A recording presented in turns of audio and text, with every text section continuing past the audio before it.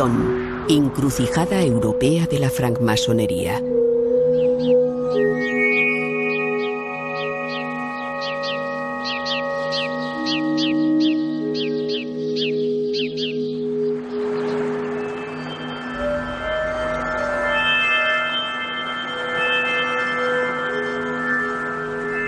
Lyon, Lugdunum, la colina de la luz. ¿Presintieron los galos y los romanos que Lyon sería un día la encrucijada europea de la francmasonería? Las antiguas tumbas de Fourvière nos darían un buen testimonio. ¿Creemos en la predestinación de una ciudad? Yo tiendo a creerlo. Lyon, por su confluencia, esa misteriosa Y que forman los dos ríos, tiene un significado.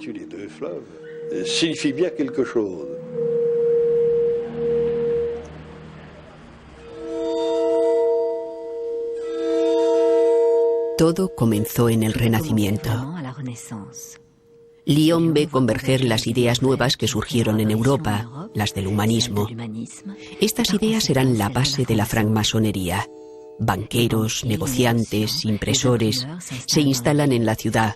Son suizos, alemanes, genoveses y florentinos. La ciudad parece una ciudad italiana. Durante 6 meses al año, la corte de Francia reside en Lyon. En el equipaje de los italianos llegó un libro prestigioso. Fue impreso en Alde, en Venecia, y con numerosos grabados. Un libro de emblemas donde el pensamiento se construye mediante el diálogo de palabras e imágenes.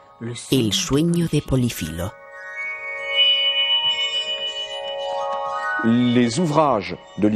Las obras de literatura emblemática proponen interpretaciones intelectuales, morales o místicas.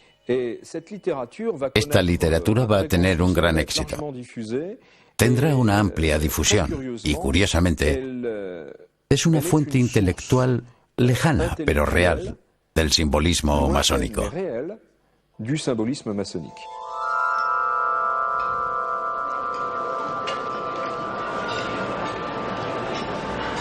Rabelais llega a su vez a Lyon. Por supuesto, ha leído El sueño de Polifilo, el que lo ama todo. Escribe y publica Gargantúa, el que lo come todo, que con su apetito de gigante quiere probar todos los sabores y todas las libertades. En sueños, Polifilo había encontrado a la ninfa Telemí para que le guiara, una imagen de su propia voluntad. El mismo Gargantúa descubre la abadía Telem, cuyo lema es «Haz lo que quieras». La abadía de Telem es un bello ejemplo de humanismo, de utopía de hombres fraternales, que crea un espacio de libertad, un espacio de palabras, un espacio de búsqueda, un poco a semejanza de lo que serán las logias. En suma, un espacio filosófico, una escuela del hombre.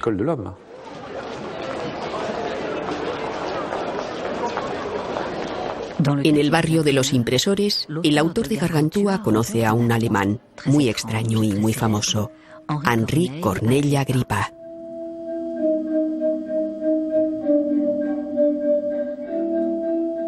Intrigado y divertido, Rabelais le transforma en Tripa, a quien va a consultar Panurge. Pero Agrippa no es un charlatán.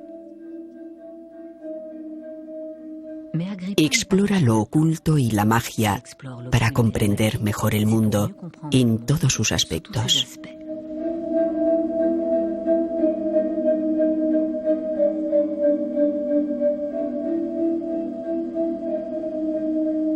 Corneille Agrippa es muy importante porque es el que en el siglo XVI va a recapitular el pensamiento mágico. Es decir, una magia fundada sobre una herencia antigua y que es, en el fondo, un gran ejercicio intelectual. La magia no está ligada a nada sobrenatural.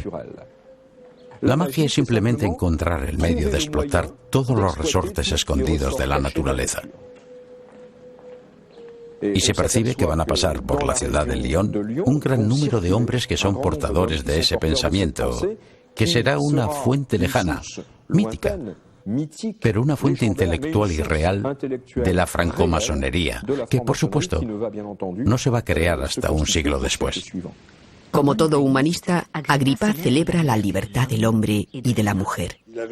Daba prioridad a las mujeres, y es un maravilloso tratado de defensa y de ilustración, no solo de la belleza, también de la grandeza y de la inteligencia femenina.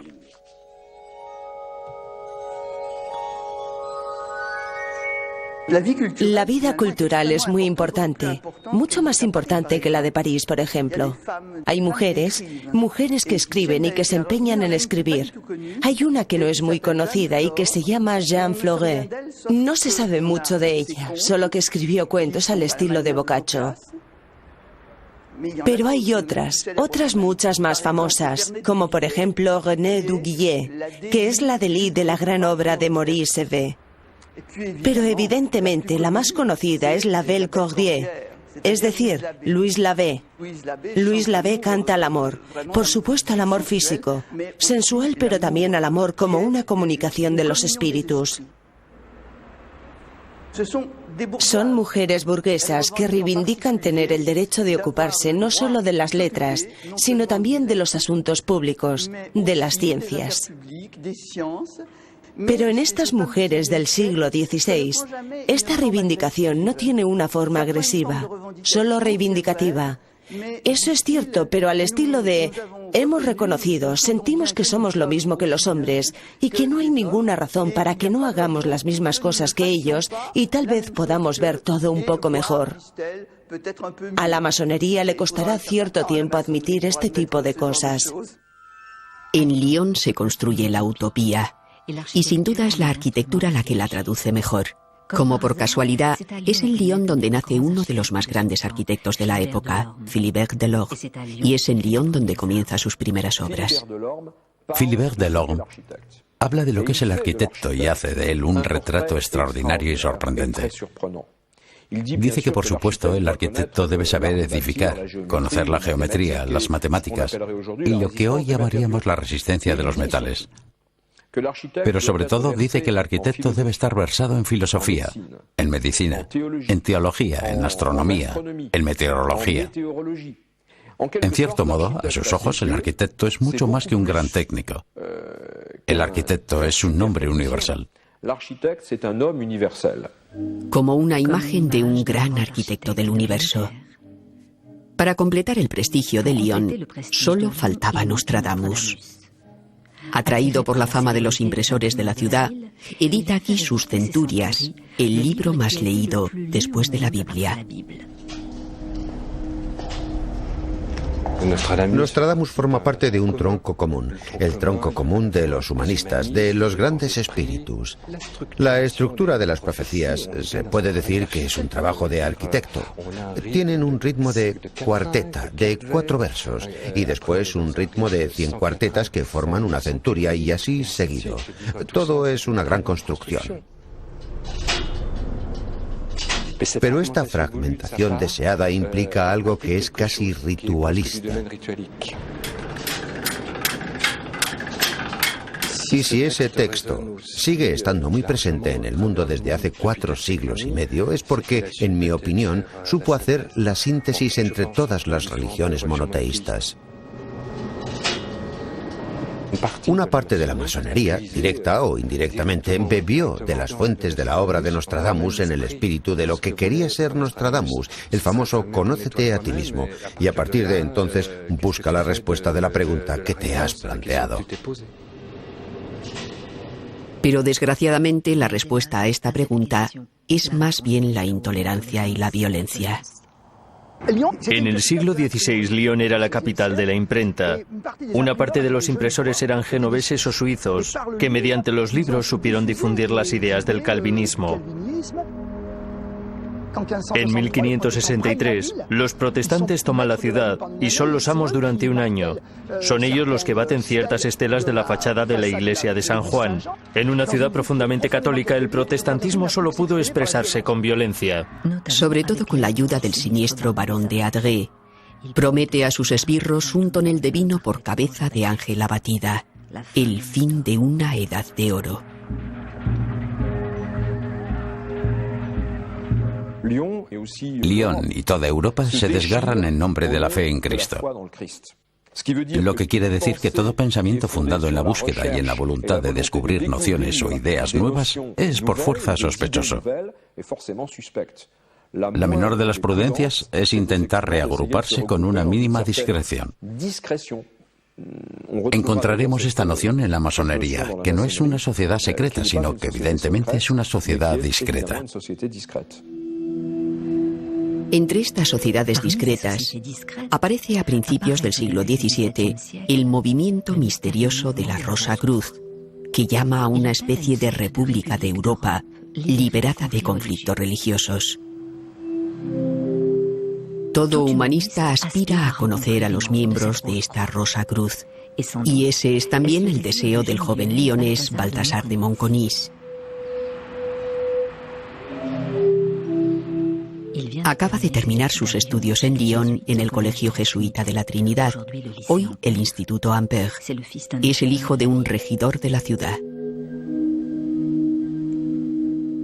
En 1630, Baltasar de Monconis parte a recorrer Europa y el Mediterráneo.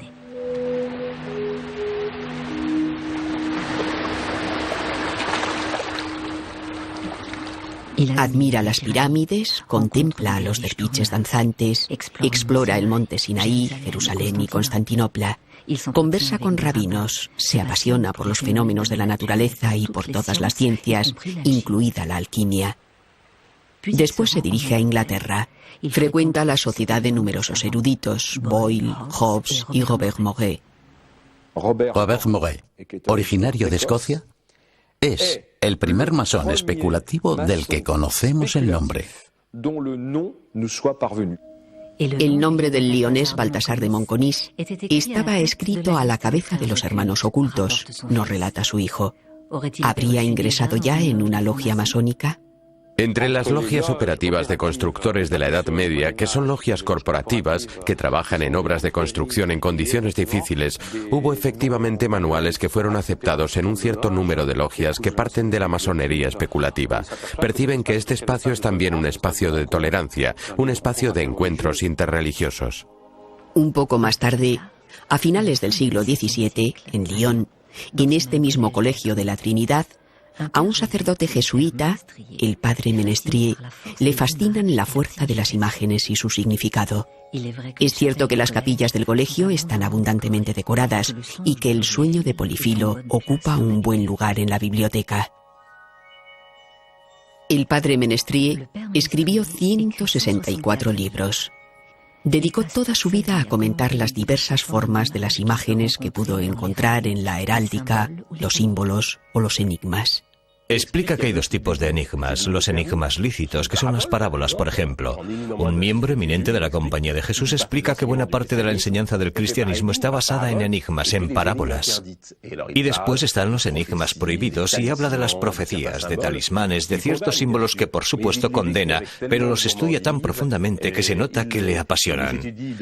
Da una definición de lo que es el símbolo que no negarían los masones del siglo XVIII ni los masones de hoy en día.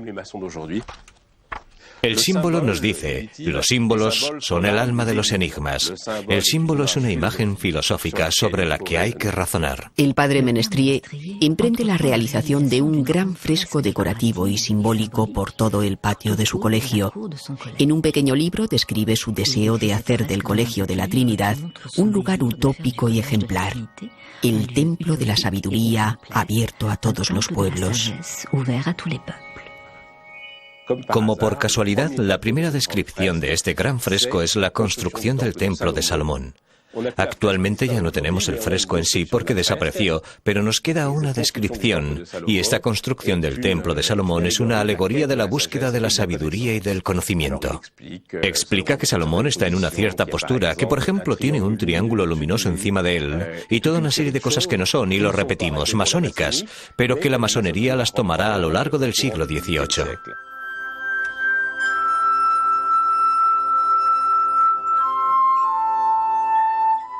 Este hermoso plato es muy instructivo.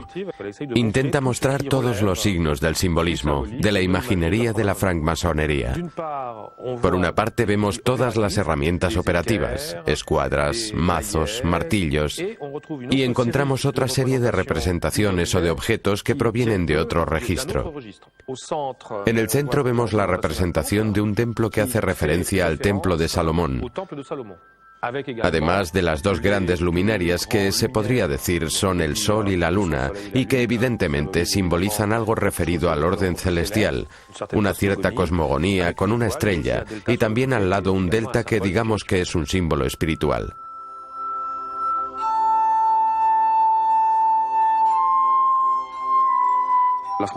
La francmasonería es una creación compleja. Guarda una resonancia, un barniz que viene del mundo de los artesanos, un lugar cerrado y cubierto, una logia en donde los hombres se reunían para preparar sus trabajos en las obras, y esta cabaña de las obras va a ser lanzada a las estrellas y pronto se va a convertir en un taller y en un templo. 4 logias de Londres se reúnen en 1717 para formar una gran logia, la Gran Logia de Londres. En el año masónico 5723, es decir, el año 1723, 2 pastores anglicanos definen la constitución de la masonería, Anderson y Desaguiliers. El duque de Wharton les remite al duque de Montagu. Después, en 1728, sale de Inglaterra y frecuenta la aristocracia francesa, que también comienza a reunirse en logias. Es en este año 1728 cuando podemos poner fecha al nacimiento de la francmasonería francesa. Al contrario de París, en Lyon las logias que se crean reagrupan sobre todo a burgueses. Son negociantes que deben su prosperidad a las sederías que produce la fábrica. El siglo XVIII es el gran siglo de Lyon, ya que se convierte en la capital europea de la seda. La fábrica leonesa vive su apogeo en su organización con la minoría, es decir, 300 familias, las famosas 300 familias y unos 40.000 obreros de la seda. Tanto jefes de taller como obreros, mujeres o niños, trabajan en una monoindustria extraordinaria, única en Europa. Y es en este pequeño cuadrilátero, calle de las murallas de Enné, el Ródano, el viejo Lyon y las pendientes de Croix-Rouge, donde va a nacer esta nueva espiritualidad que Lyon va a engendrar. Que se explica bien porque esta ciudad tiene contactos europeos, una ciudad donde todos se conocen perfectamente, donde se trabaja, pero que al mismo tiempo siente la necesidad de buscar algo más que el trabajo, y una ciudad donde el catolicismo no da una respuesta total a las preguntas que se plantean en ese siglo de las luces, donde todo se interroga con una cierta racionalidad. Desde 1744 ya existen al menos 3 logias en Lyon, sobre las cuestas de Fourvière, sin duda. Y la ciudad se encuentra en el centro de estas ideas nuevas, cuyas bases acogió en el siglo XVI. Ya hay una filosofía masónica, por el hecho de que hay una libertad de palabra en un lugar que no está bajo control, porque hay gentes con opiniones diferentes y hay clases sociales bastante diversificadas. En una sociedad del antiguo régimen se da forzosamente una estructura polémica. Además, la fraternidad es un principio que empuja poco a poco a que la filantropía se ocupe tanto de las causas de la miseria como de la búsqueda de un remedio. Y en este sentido, a medida que las luces sean más fuertes, la masonería se politizará más. Es en Lyon, en febrero de 1750, cuando un italiano que se hará célebre en toda Europa da sus primeros pasos en la francmasonería, Giacomo Casanova. Es uno de los espíritus más lúcidos de su tiempo. Siente que hay una búsqueda espiritual que comienza a llegar por todas partes. Por lo que yo creo que hay algún acontecimiento en su vida, algo que le empuja a reflexionar sobre sí mismo, a tener una conciencia sobre su propia vida cada vez más aguda, una conciencia física, casi psicológica, una concepción del tiempo, es decir, de los momentos decisivos, de la ocasión, del reencuentro y, sobre todo, del valor. Eso nos hace entender que algo le había calado profundamente. Y usted ya conoce su lema, Sequere Deum, seguir a Dios. ¿Y Dios? ¿Quién es Dios? Es algo que aparece, que brilla, y a sus ojos a menudo bajo la forma de una mujer. Pero él busca algo. Es un texto que hay que saber leerlo y descifrarlo. En efecto, cuenta su llegada a Lyon, y el resto sigue sin que él se sienta obligado a hacer alusión a sea lo que sea. Lo que le interesa es su vida personal, no el destino de una comunidad visible, pero hay una que no es visible. Él está indicando algo.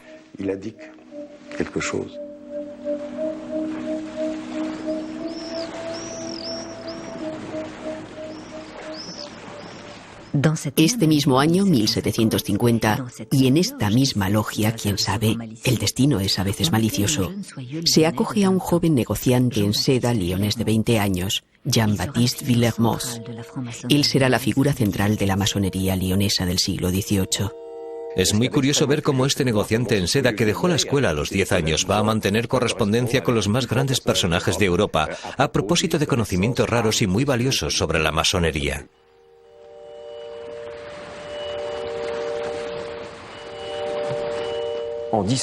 En 1768, 18 años después de su iniciación, va a conocer a alguien que cambiará por completo su vida. Es un personaje enigmático, muy curioso, muy extraño, muy característico de los que podemos denominar como aventureros espirituales del siglo XVIII. Se trata de Martínez de Pasqually. Martínez de Pasqually está relacionado con una tradición cabalística, pero también bebe sus fuentes en la tradición mágica que proviene del Renacimiento.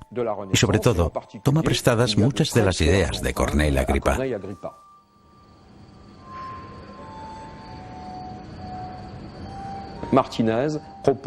Martínez propone suscitar manifestaciones audibles y visibles de identidades espirituales y que al manifestarse atestigüen que están decididas a ayudarnos a llegar, de algún modo, al cielo.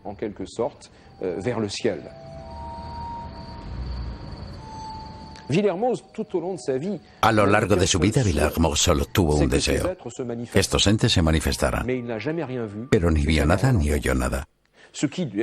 Lo que sí hiciera falta serviría como prueba del extraordinario equilibrio psicológico de Villermoz, porque hubiera podido autosugerirse de alguna manera la presencia de estas entidades.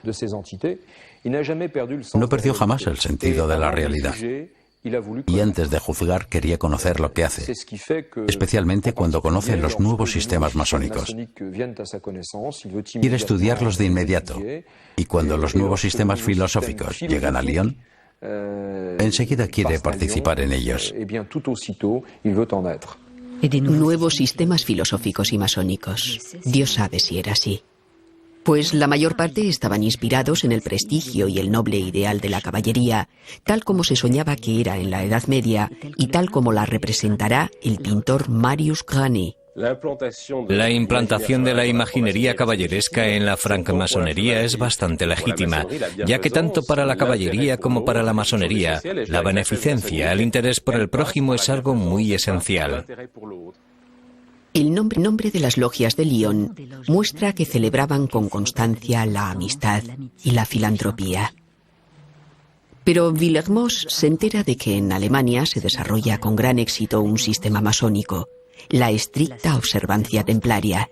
Se dice que es la heredera de los caballeros templarios, que según la leyenda habrían sobrevivido en Escocia tras ser condenados por el Papa y Felipe el Hermoso.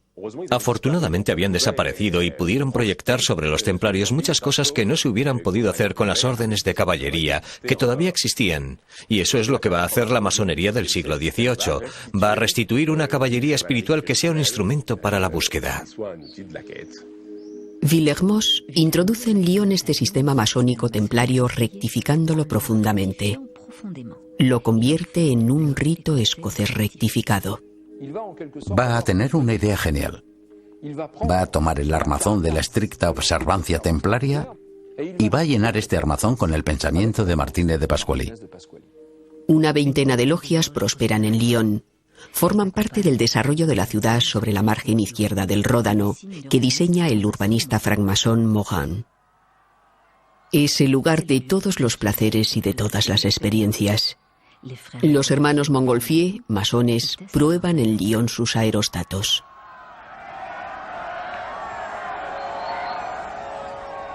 Se le pide a Morin que acondicione los locales de las logias que se instalan en este nuevo barrio, sobre todo la Bienfaisance, la logia de Villermoz.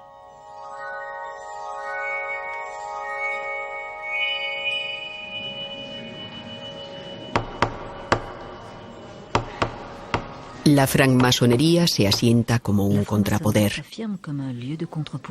Templos grandiosos y suntuosos banquetes fraternales.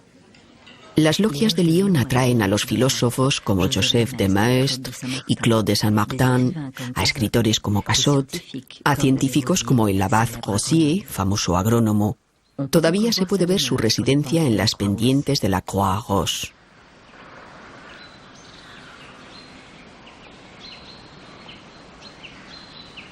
Es también la época en la que se efectúan las primeras pruebas de electricidad a través de los fenómenos del magnetismo. Mesmer, francmasón austríaco, es famoso en toda Europa por sus curas magnéticas. Evidentemente pasa por Lyon. En la mejor sociedad se va a ver a hombres y mujeres reunirse alrededor de una cubeta, coger un agarrador de hierro o una abrazadera sujeta a la cubeta, desmayarse en éxtasis y salir de ese desfallecimiento agotados, pero felices y mucho mejor. Mesmer implanta en Lyon una de sus sociedades de la armonía, y es en Lyon donde se conserva la única cubeta de Mesmer que existe en el mundo. Llena de vidrio triturado y de limaduras de hierro, se dice que esta cubeta concentraba el magnetismo universal, el de los metales y el de los seres vivos, el magnetismo animal. La música de la armónica de vidrio amplificaba la circulación del fluido magnético.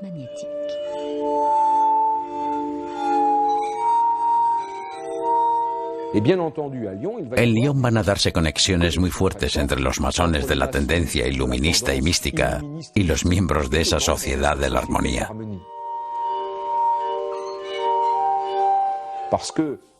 Porque el magnetismo animal de Mesmer era para muchos de ellos como una manifestación tangible de esta dimensión inmaterial que busca se manifieste a través de su recorrido espiritual. Pero los masones de Lyon experimentan otros fenómenos, como la hipnosis. Son los sueños magnéticos. Villermoz y sus amigos toman nota de lo que las jóvenes adormecidas murmuran durante sus sueños. Misticismo y racionalismo. Puede ser que también erotismo. En la misma época, y a través de uno de sus alegatos, Villermoz recibe unos cuadernos en los que aparecen relatos, revelaciones, algunos dibujos expresados en un lenguaje tremendamente extraño. La persona que lo remite quiere mantener el secreto de su origen y dice que se lo ha transmitido un agente desconocido.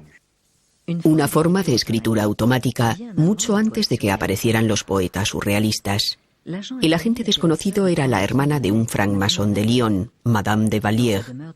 En su residencia de las afueras de Lyon había estado en comunicación con entidades misteriosas.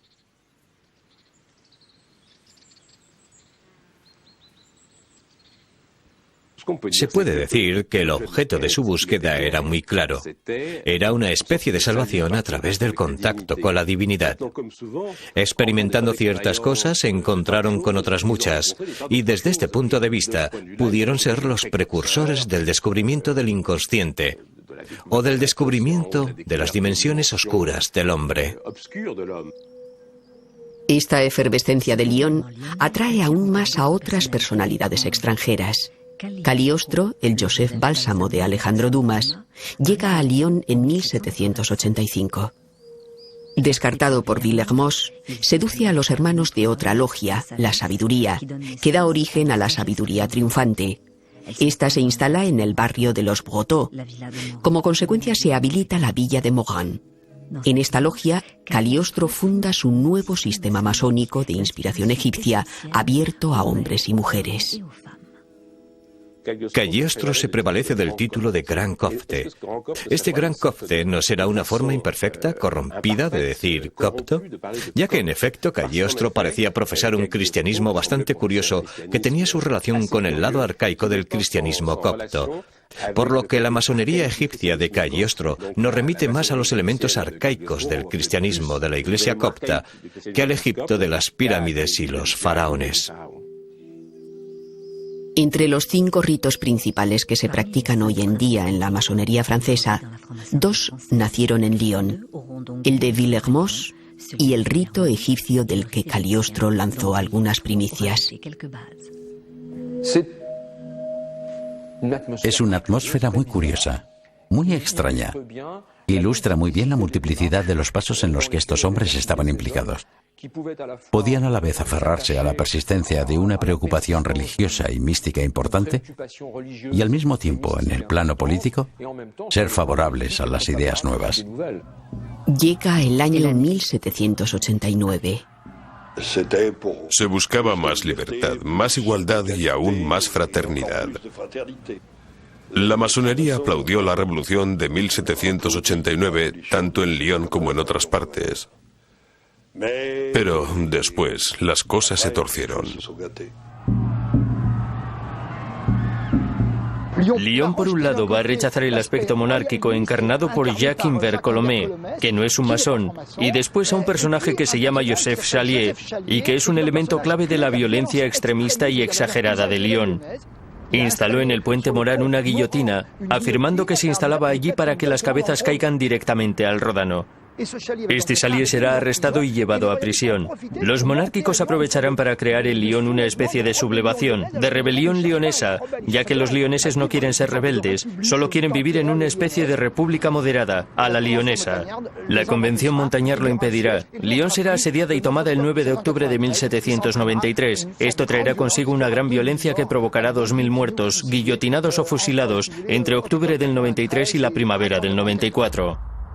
Entre ellos, más de 135 francmasones de Lyon, incluido el propio hermano de Villermoz. De los 75 miembros de la logia La Beneficencia, 20 son ejecutados. Un primer mausoleo rinde homenaje a las víctimas de la revolución. Y después, debido a la influencia aunada de la egiptomanía y de la masonería, se reemplaza por una pirámide que subsistirá hasta principios del siglo XX, antes de ser reemplazada a su vez por una capilla común que propicie el olvido. Lyon recibe a Napoleón con alegría. Va a apoyar su industria de la seda y a hacer reconstruir la plaza Bellecour. Durante la revolución, las logias tuvieron que cesar su actividad. Napoleón las hace revivir, pero en su beneficio. La decoración caballeresca siempre ha seducido a los francmasones. Sin duda es lo que inspiró al pintor lyonés Fleury, de la logia Isis, que con su amigo Revoil lanza en Europa la moda de la pintura estilo trovador.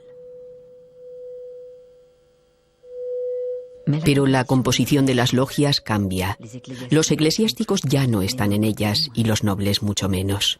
Al cabo de los años, los artesanos, los negociantes, los tenderos, los pequeños burgueses se unen a las logias. Este hecho provoca en aquella época una cierta proletarización de la francmasonería en Francia.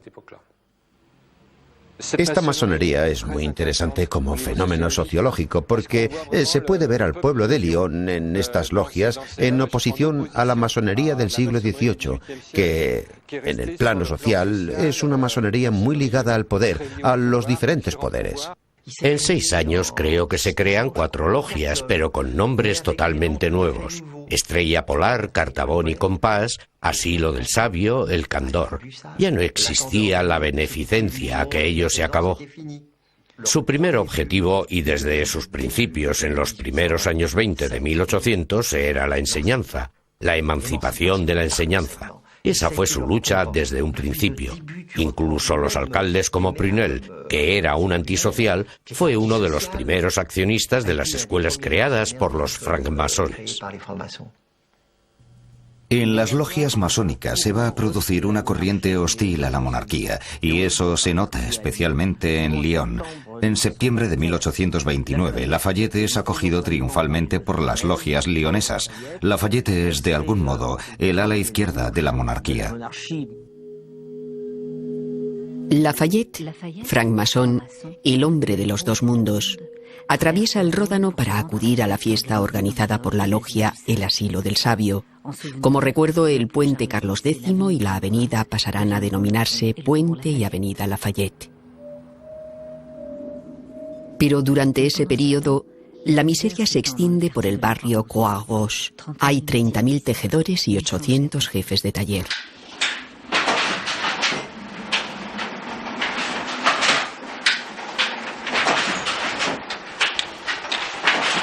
El descontento crece. Los precios caen. En 1831 estalla una primera revolución.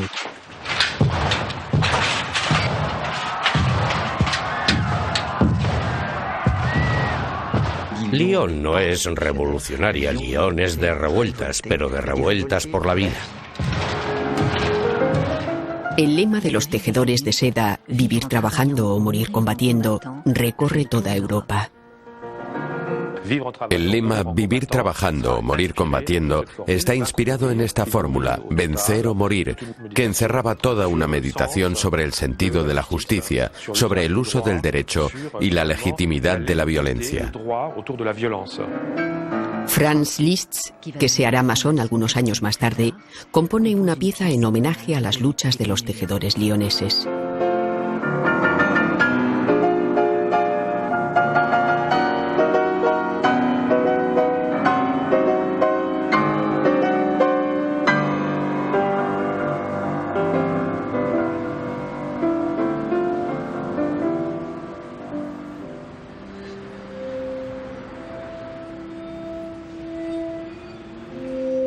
Francmasones lioneses como Chanet, Bon, Kaufmann, Berthelon y otros muchos se pondrán del lado de los tejedores de seda de Croix-Rouge. De todas formas, los masones han estado muy a menudo a la vanguardia de este tipo de evolución.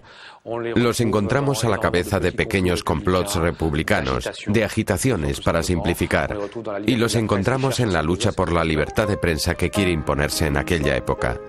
Los diarios más importantes son El Eco de la Fábrica y La Espigadora, y en ellos ya había francmasones. Marius Chastain puede que recordara el símbolo de la igualdad cuando escribió: sí, yo soy el nivelador, pido una igualdad de bienestar que eleve al pobre al nivel del rico.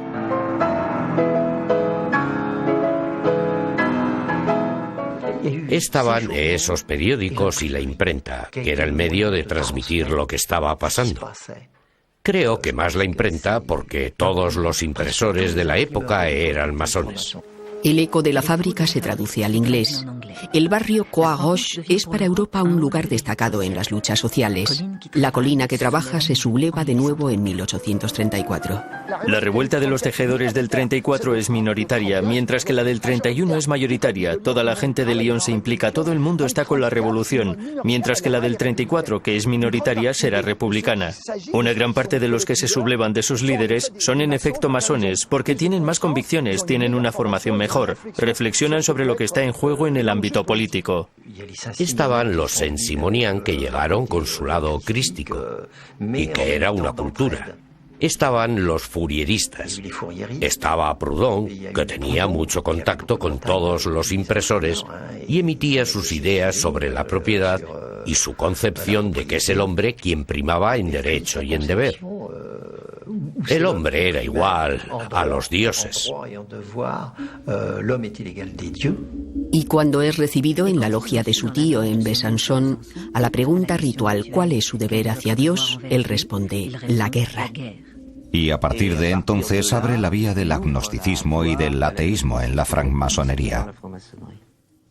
Sobre las pendientes de la Croix Rouge y con la ayuda de los masones lioneses, salen a la luz acciones originales.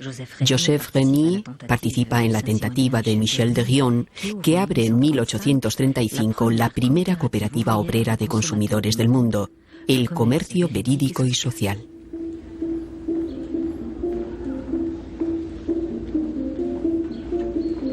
Joseph Régnier, de la logia de rito egipcio La Benevolencia, participa en todas las experiencias en las que está implicada la masonería: cooperativas, fourierismo, mutualismo, ensayos sobre economía, magnetismo, teatro, música numerada. Acoge a todas las personalidades comprometidas que pasan por Lyon, como Flora Tristan.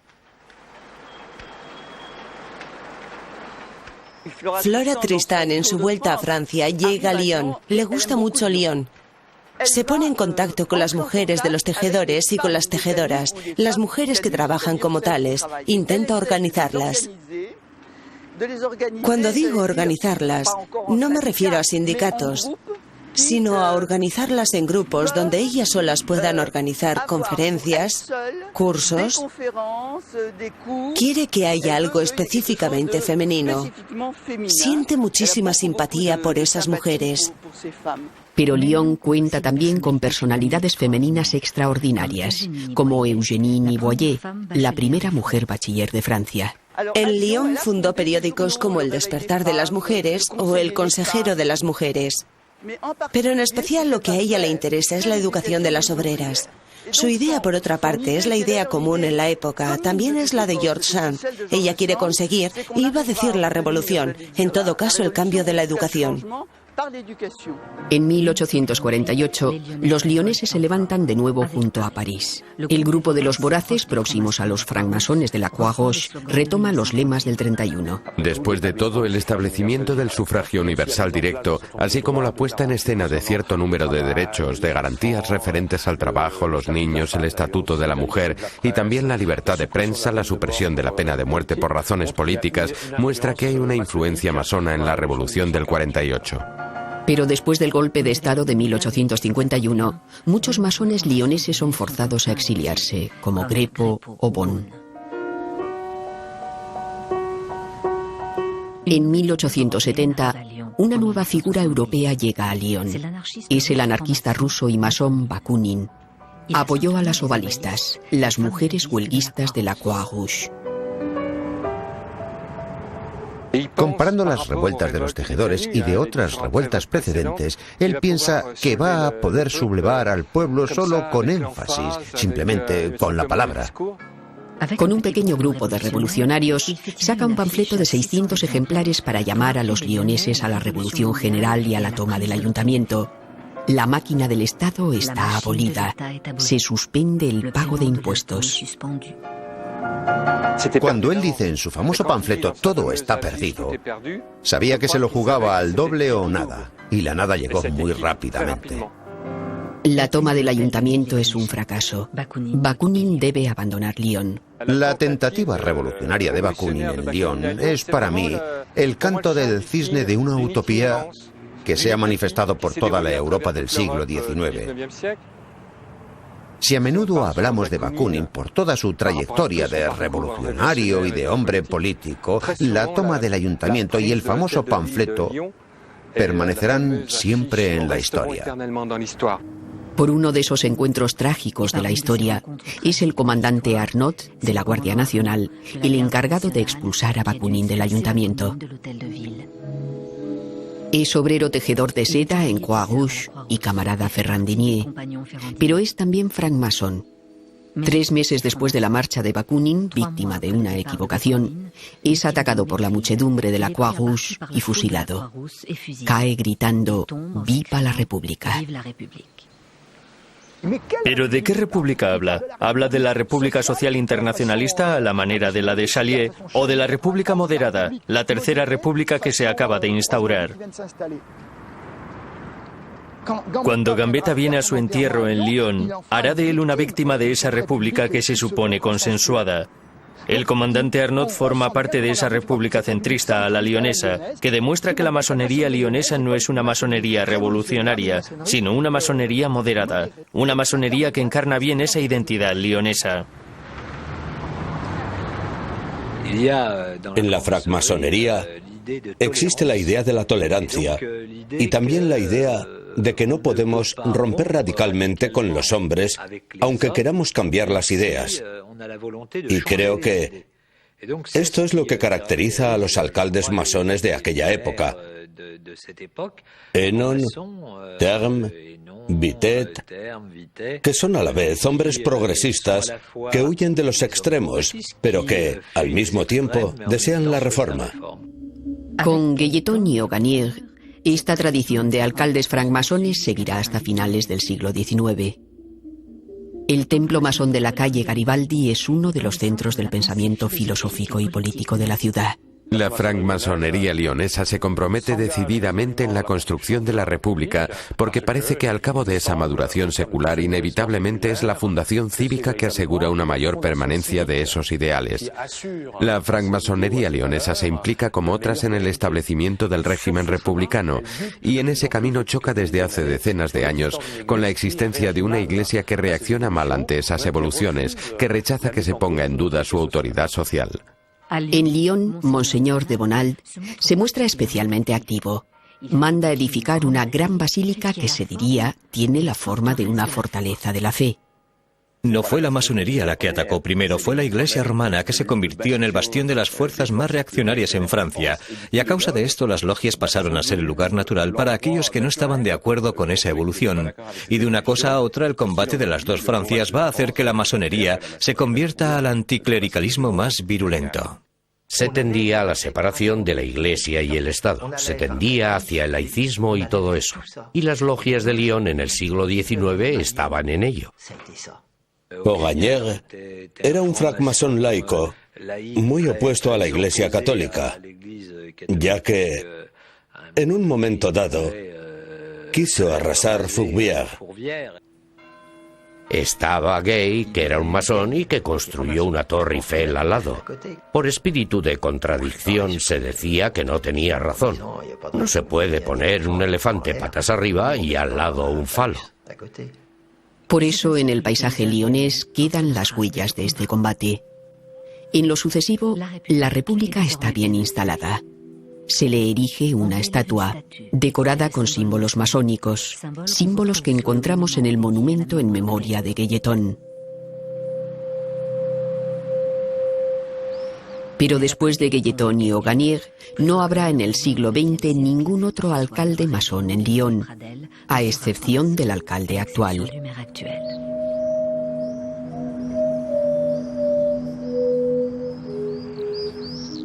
Ciertos masones van a comenzar a interrogarse sobre la naturaleza de la masonería. Se dicen, bien es cierto que la masonería es la república, pero no es solo la república.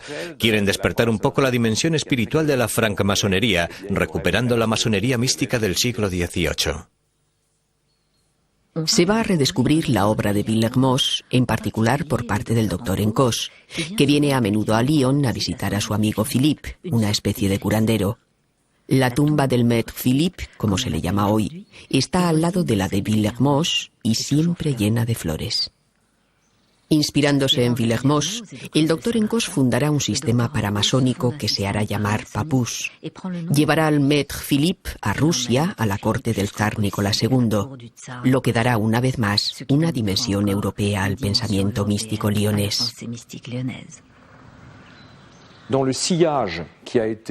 la estela iniciada por Papus y por el maestre Philippe, toda una tradición va a volver a investir a la ciudad de Lyon, con un particular Joanny Bricot y su sucesor Constant Chevillon.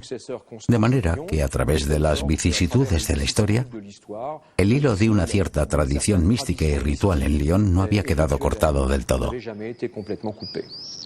Constant Chevillon fue asesinado por la milicia en 1944.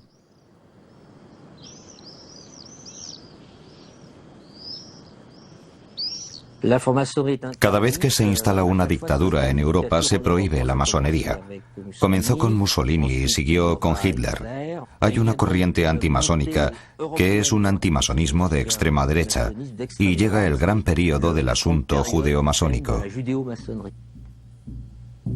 El primado Guerlier lanzaba el eslogan «Pétain es Francia». Aquello fue demasiado para los francmasones y se plantaron. Allí había un truco. El sable y el hisopo juntos era demasiado. La prohibición de la masonería, la denuncia y el fichaje general de los masones provoca que se produzca una solidaridad inmediata. Muchos masones lioneses entran en la resistencia. Crean especialmente el grupo El Gallo Encadenado. El sol sale por oriente. El gallo canta cuando va a salir el sol. Por eso detrás del gallo se ve el oriente que simboliza los templos masónicos. Estaban Le Bosset, Dunoir, Degout, 3 masones, Pradel, el futuro alcalde, y el doctor Fousseret. Los francmasones de El Gallo Encadenado son todos arrestados, pero Louis Pradel, que no era masón, es salvado por Dunoir. Dunoir es llevado al campo de concentración de Allac.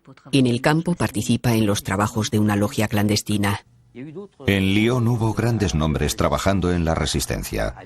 Estaba Chambonet, que fue el dirigente del ejército secreto en el Jura y que es una de las grandes personalidades de la resistencia en el este de Francia.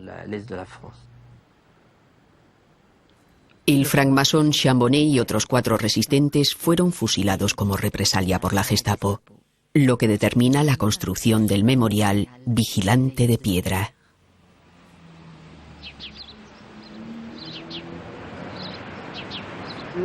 La masonería se inscribe desde entonces en los genes de la historia. No es una historia milenaria, pero al menos es una historia de 3 siglos de Lyon. Y yo creo que impregna el funcionamiento de esta ciudad.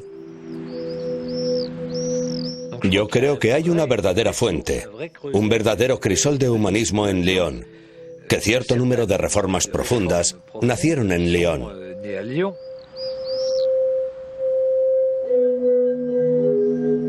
Nuestra condición es que somos mortales y necesitamos incluirnos en un movimiento más global que nuestra propia existencia. Este movimiento más global puede ser precisamente la confianza en la humanidad, en el progreso del hombre, en su superación perpetua. Y esto explica con creces mis 2 compromisos, el socialista y la francmasonería. No solamente no tenemos nada que esconder, porque nuestra historia está ahí para atestiguar todo lo que pudimos hacer por la ciudad, por el laicismo, por la república. Siempre que hemos estado presentes, lo hemos hecho en el lado bueno. Es una reconciliación entre una preocupación humanista, una preocupación por interesarnos por el otro y una búsqueda más interior, incluso más espiritual. Y la masonería permite asociar estas 2 perspectivas. Es ciertamente un camino espiritual, pero es indecible. Es también un camino que te obliga a mirar a los otros y a ocuparte de ellos. La masonería ofrece una forma de libertad asociativa en la que todo es sencillo, todo se hace gratuitamente, no hay ningún tipo de remuneración, estás ahí a cambio de nada, y eso está bien.